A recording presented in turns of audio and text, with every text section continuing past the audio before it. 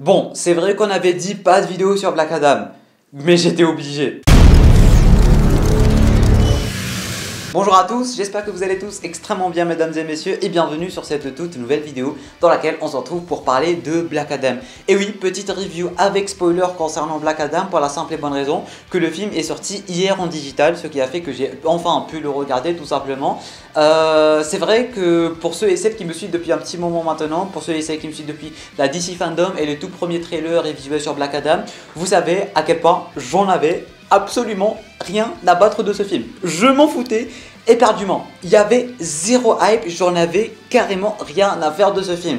Et du coup, plus ça va, plus j'en avais encore plus rien à faire de ce film. Dans le sens où je vous ai même pas proposé de réaction au trailer à ce film.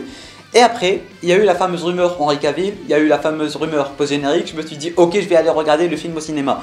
Puis je me suis fait spoil, puis The Rock s'est mis à spoiler, je me suis dit ok j'en ai encore une fois plus rien à battre. Henry Cavill va revenir, c'est super, c'est génial, mais à part ça, je vais pas aller regarder le film au cinéma. Et d'ailleurs je vous avais déjà proposé une vidéo, je ne vais pas aller regarder Black Adam, qui va s'afficher d'ailleurs juste ici, pour comprendre le pourquoi du comment. J'ai pas mal de raisons qui ont fait que j'avais pas regardé Black Adam ainsi que Black Panther, et du coup la vidéo va s'afficher juste ici pour ceux et celles qui veulent savoir pourquoi je n'ai pas regardé le film. Et du coup, le film est sorti hier en digital au moment où je tourne cette vidéo, et bien évidemment, il fallait que je le regarde. Si je suis pas parti le regarder au cinéma, c'est qu'il fallait absolument que j'attende tout simplement la sortie digitale parce que il y a pas mal de raisons. Et du coup, dès que la sortie digitale est sortie, je me suis fait ce fameux film Black Adam hier soir au moment où je tourne cette vidéo, et c'était incroyable. D'ailleurs je vous avais proposé quelques stories review à chaud sur Instagram. D'ailleurs va me suivre sur Instagram si tu me suis toujours pas sur Instagram. Je vous avais proposé quelques stories à 11h du soir à peu près, parce que il fallait absolument que je canalise ma hype. Il fallait absolument que je dise des trucs avant que j'aille m'endormir, parce que si j'avais pas parlé sur Instagram, si je vous avais pas fait de review à chaud, j'aurais pas pu m'endormir parce que je m'attendais très clairement pas à une masterclass de ce genre. Alors, ce que j'ai vraiment apprécié avec ce film, déjà de mon côté, je n'ai pas forcément regardé des critiques, je n'ai pas forcément suivi l'actualité de ce film, et je n'ai pas forcément suivi tout ce que les gens ont dit de ce film, que ce soit les médias, que ce soit les youtubeurs, etc., etc. Et je pense que c'est vraiment ça en fait qui a fait en sorte que j'apprécie ce film. Alors, je ne sais toujours pas au moment où je tourne cette vidéo s'il a été bien critiqué, s'il a été pas mal détruit, un peu comme Venom, Let There Be Carnage, etc., etc. Mais personnellement, j'ai remarqué que quand je regarde pas de critiques et quand je suis pas à l'actualité d'un film, j'adore ce film. J'adore un film dont je ne suis pas l'actualité et dont j'attends que dalle. Dans le sens où j'attendais vraiment que dalle de Black Adam. J'ai regardé le film, c'est limite un des meilleurs films DC Comics, et ça se voit que le film est en train de relancer la hype DC Comics, et j'en suis vraiment super content. Ça se voit que DC Comics sont en train de se bouger les fesses, et je suis vraiment super content du résultat. Du coup oui, cette review n'avait vraiment aucun intérêt de sortir, déjà de 1 parce que la vidéo va bider à un niveau pas croyable, pour la simple et bonne raison que le film est sorti il y a 2 mois maintenant, mais je m'en fous éperdument parce qu'il faut absolument que je dise des trucs, il faut absolument que ça sorte, il faut absolument que je canalise ma hype concernant ce film, parce que franchement, je l'ai adoré. Ce film-là, je m'attendais à rien et je l'ai adoré, ce qui fait en sorte que je vous propose cette review. D'ailleurs, hier sur Instagram, quand je vous avais proposé les stories, je vous avais dit ok, demain il y aura vidéo, parce que je ne peux pas ne pas parler de ce film. Du coup voilà, pour ceux et celles qui sont intéressés par mon avis du film, vous pouvez rester. Ceux et celles qui ne sont pas intéressés, parce que préparez-vous à ce que ça ne soit pas du tout objectif, vous pouvez quitter la vidéo. Parce que voilà, si vous voulez un peu d'objectivité, vous pouvez aller voir ailleurs d'un côté. Et ça fait quand même 2 mois que le film est sorti. Du coup, je pense pas que vous restiez sur une vidéo de Namiad sur un film qui est sorti il y a 2 mois. Si vous voulez un autre avis, c'est un peu disponible un peu partout sur YouTube. Bref, le film Black Adam, qu'est-ce que j'en ai pensé? Quand vous avez pu le voir durant les 4 dernières minutes de cette vidéo, j'ai adoré ce film. J'ai adoré ce film. Je savais pas que c'était possible d'être sérieux et archi drôle à la fois. Genre vraiment, hein, mais je rigole même pas. L'humour The Rock était tellement présent, mais ça n'a pas du tout fait tâche durant le film tout simplement, et c'est ça que j'ai vraiment adoré. Le mec, il est charismatique, badass, imposant, musclé, mais aussi très drôle à la fois. C'est juste qu'il le fait pas exprès. Par exemple, il y avait une scène, du moins il y avait pas mal de scènes de ce genre, où on avait Tête Adam qui prenait des gens et les balançait comme ça, comme si c'était des ballons. Je trouvais ces scènes super drôles. Et il y avait une scène spécialement qui m'a tapis par terre de rire. Mais genre vraiment j'étais par terre tellement j'ai rigolé. Genre il a pris un mec, il a jeté comme ça. Après il y a eu Dr Fate qui est arrivé, lui a dit est-ce que tu as une victime, comme ça on va l'interroger et savoir où ils ont caché le gamin. Après le mec il était toujours pas mort, on avait Tête Adam qui s'est retourné là. Il voyait le mec tomber et on entendait le mec tomber, c'était archi drôle. Il était en train de le regarder avec un aspect tellement charismatique et avec le fameux regard de Black Adam comme ça, enfin le fameux regard de The Rock. Il était en train de le regarder tomber et tout. Et nous on l'entendait tomber et après ça fait un splash et tout. Et après il lui a dit non, il a pas survécu. Et le truc c'est qu'il était archi, mais genre vraiment archi sérieux. Et du coup ça a fait une scène tellement drôle, c'était incroyable. Et c'était comme ça quasiment durant tout le film, avec sa fameuse réplique aussi, je sais pas, dis-leur adieu de la part du mec en noir ou un truc dans le genre, je sais pas. Mais en tout cas à chaque fois qu'il tuait un mec en fait, il fallait qu'il balance cette réplique. Il oubliait de balancer la réplique. Et du coup à chaque fois durant le film ça évoluait en fait, dans le sens où au début il disait la réplique après les avoir tués, après il les lance et après il dit la réplique. Et plus ça va en fait dans le film, plus il réussit à dire la réplique. Et ça aussi c'était vraiment trop drôle. Mais genre vraiment le mec il est archi sérieux. Et le truc c'est qu'il fait pas exprès d'être drôle. C'est ça que j'aime vraiment. Le mec il le fait pas du tout exprès, mais il réussit à être drôle. C'était incroyable dans le sens où j'ai vraiment rigolé de mon cœur durant le film. Le cœur c'est par là, ok, c'est par là, mais vous voyez ce que je veux dire. J'ai vraiment rigolé et j'étais très sérieux. Et ça j'ai vraiment adoré. En tout cas The Rock il était incroyable durant ce rôle. The Rock, mais quel goat. Le charisme, la badassitude, il a vraiment sauvé le film. Maintenant en ce qui concerne le film en général, j'ai remarqué que l'histoire en fait, enfin l'écriture du film, elle est un peu différente de ce qu'on a l'habitude de voir dans le thème super-héroïque en général. Dans le sens où dans le début du film, ils ont invoqué Tête Adam. Et plus ça va dans le film, plus on va en apprendre un peu plus sur son histoire. Parce que d'un côté, on avait une histoire, mais c'était une histoire fausse. Et plus ça va, plus on va apprendre l'histoire réelle de Tête Adam. Et du coup en fait, ce qu'ils ont fait avec le film, c'est que il n'était pas forcément stable en fait. Parce que dans un sens, le début c'était combat, et après tout le milieu du film en fait c'était combat, dans le sens où le mec il arrêtait pas de défoncer des gens. Il n'y avait pas forcément beaucoup de dialogue, un truc dans le genre. C'était vraiment Tête Adam qui défonçait des gens et qui était têtu et qui en avait absolument rien à foutre de Hawkman et compagnie.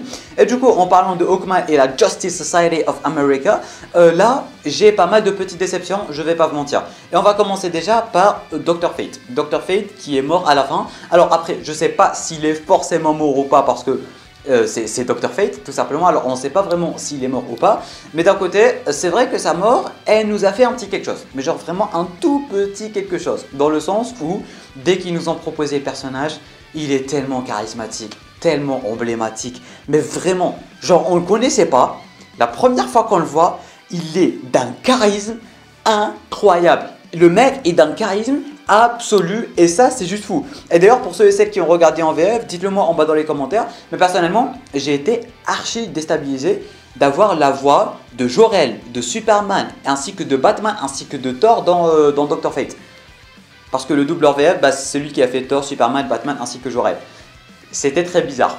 C'était vraiment très déstabilisant d'avoir ces voix-là sur Dr Fate, tout simplement. Mais en tout cas, le mec est d'un charisme incroyable. Ça, on ne peut pas le nier.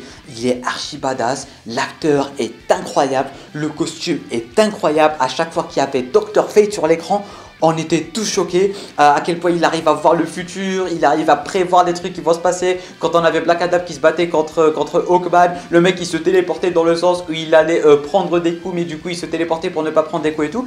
On avait des toutes mini scènes de rien du tout, mais qui prouvaient sa badassitude et son côté charismatique. Et le mec, qu'est-ce qu'il est charismatique, mais vraiment à un niveau pas croyable. Mais du coup, la seule petite déception que j'ai pu avoir, c'est le fait qu'ils l'ont pas respecté. Dans le sens où on vient de le rencontrer, et il vient déjà de crever. Genre, ils lui ont même pas laissé le temps, je sais pas, d'apparaître dans un projet DC Comics, dans un prochain film avec la Justice League et tout. Ils auraient vraiment pu faire des dingueries avec ce personnage. Et ils l'ont tué dès la première fois où on l'a vu. Alors peut-être qu'il est pas mort, peut-être qu'il est pas mort parce que c'est Dr Fate, ça j'en sais rien.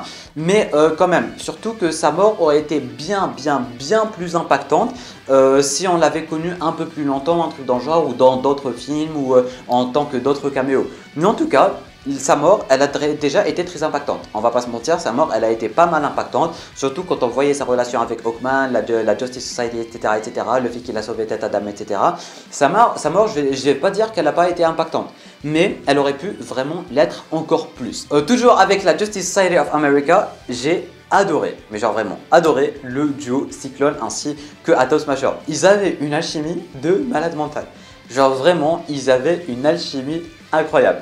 Et on n'a pas pu s'empêcher de remarquer qu'ils n'ont pas arrêté de flirter durant tout le film. Et après, à la fin du film, tout le monde en avait rien à faire. Genre, même la réalisation, même l'écriture, elle en avait rien à faire de tout ce teasing depuis le début du film jusqu'à la fin. Ça s'est terminé juste comme ça. Alors j'espère vraiment en voir un peu plus de ce duo, je sais pas, dans des prochains opus, dans une série, dans un spin-off, je sais pas. Mais en tout cas, Atom Smasher et Cyclone, ils ont quasiment servi à rien durant l'intrigue, mais ils ont rajouté un petit quelque chose. Dans le sens où Atom Smasher, il a rajouté un peu d'humour. Le mec, c'était Deadpool, on va pas se mentir. Dites-moi en bas dans les commentaires, mais c'était vraiment Deadpool, que ce soit dans son masque, que ce soit dans sa façon de parler aussi. J'ai un peu vu du Spider-Man de Tom Holland dans Avengers, dans Captain America 3. Dites-moi si je me trompe, mais j'ai vraiment vu du Tom Holland dans le sens où quand il est apparu, il veut aider, il veut se prouver, etc., etc. Et j'ai vraiment vu un côté de Tom Holland en lui. Mais bon, ça c'est une autre histoire. Mais en tout cas, j'ai vraiment adoré ce duo. Ils étaient sympas, ils étaient incroyables, ils étaient drôles, ils avaient une petite alchimie, c'était vraiment super cool. Mais pour terminer maintenant avec la Justice Society of America, on va parler de Hawkman. Hawkman, je l'ai détesté. Déjà, dès le début, j'ai pas mal apprécié le personnage. Le mec, il était dans son bureau, il était chill, il était en train de regarder les infos sur Tête Adam, etc. Amanda Waller, le mec, il était charismatique, il était badass, il était sûr de lui. Il était vraiment sûr de lui, je me suis dit ok, on a un bon Hawkman et tout. Après il a vu la vitrine avec son costume, c'était lui aussi le chef de la Justice Society. Il n'arrêtait pas de maltraiter un peu Atom Smasher dans le sens où il voulait absolument être charismatique devant lui, etc., etc. Mais après il s'est tellement fait défoncer par Black Adam qu'il a perdu toute sa splendeur, le personnage. Genre vraiment, le mec il était tout le temps sûr de lui, il était charismatique, il se la jouait badass, il se la jouait super fort et tout. Et après, à chaque fois qu'il est devant Black Adam, le mec ça devient une merde. Non, vraiment littéralement. Au début, il se la jouait vraiment archi charismatique, archi badass, archi fort, je suis le chef, etc., etc. Après, quand il était devant Black Adam, c'était vraiment le mec il ressemblait à rien, il se faisait tout le temps défoncer, il se battait tout le temps contre Black Adam. Le mec il a vraiment perdu de son charisme devant moi, et selon moi, il a plus servi à rien. Depuis qu'on a eu Black Adam et leur confrontation, ça se voit très clairement qu'il manque de charisme et qu'il manque de beaucoup de choses. Dans le sens, il avait vraiment confiance en lui, et plus ça va, plus il nous prouvait qu'il servait à rien. Et du coup ça, je l'ai vraiment trouvé super drôle, comment ils ont comparé Black Adam à tout simplement Hawkman. Du coup voilà, ça c'est tout pour la petite parenthèse de la Justice Society of America. Et tout ceci à part le fait qu'ils aient quasiment servi à rien, dans le sens où les mecs, oh voilà, Black Adam il a rien demandé, ils vont aller l'attaquer, tu vois, j'ai trouvé ça super con. Mais genre vraiment super con. Il y avait le Kanda qui se faisait défoncer depuis 25 ans ou 27 ans, je sais plus comment ils ont appelé ça. Mais dès qu'il y a Black Adam qui a rien demandé, qui est juste en train de sauver des gens, bon, c'est vrai qu'il a laissé pas mal de cadavres. Mais les mecs ils apparaissent comme ça de rien du tout et ils démarrent directement le combat. Ça m'a vraiment énervé du côté de la Justice Society of America. Mais en tout cas le côté sagesse de Dr. Fate, j'ai vraiment adoré et c'est lui qui a sauvé le côté Justice Society of America tout simplement. Du coup pour terminer cette vidéo, j'ai vraiment adoré le développement des personnages, que ce soit le développement de la mère et de son fils, je sais plus comment ils les ont appelés, le développement aussi de Tête Adam à Black Adam, la petite symbolique du costume en fait, parce que je sais pas si vous l'avez remarqué, mais le costume il y en avait deux en fait. Au début du film il y avait un costume et à la fin avec sa renaissance il a eu un tout nouveau costume. Déjà le logo il était plus jaune, déjà il était quasiment jaune, on avait aussi ses bras qui étaient jaunes, on avait la ceinture qui était jaune et il y a aussi eu la fameuse cape. Et ça aussi il y avait un petit côté symbolique avec l'évolution du personnage, parce que il y avait le petit gamin, je sais plus comment il l'a appelé, il arrêtait pas de lui dire il te faut une cape, il te faut une réplique badass, etc. Et en fait plus ça a évolué, plus Black Adam prenait en compte toutes ces petites notes du gamin et c'était vraiment super symbolique. En ce qui concerne la bataille finale, ça va, il n'y avait rien de ouf et le méchant il est dégueulasse. Ni développement, ni rien du tout, voilà, il était un peu imposant le méchant, mais voilà, on s'en foutait carrément de ce méchant. Dans le sens où il n'avait pas un certain background pour bien l'apprécier, ce fameux méchant. C'était juste un random qui a pris la couronne et qui est devenu un non-random, mais comme un random. Je ne sais pas si vous voyez ce que je veux dire, mais en tout cas le méchant, rien d'extravagant, rien de oufissime.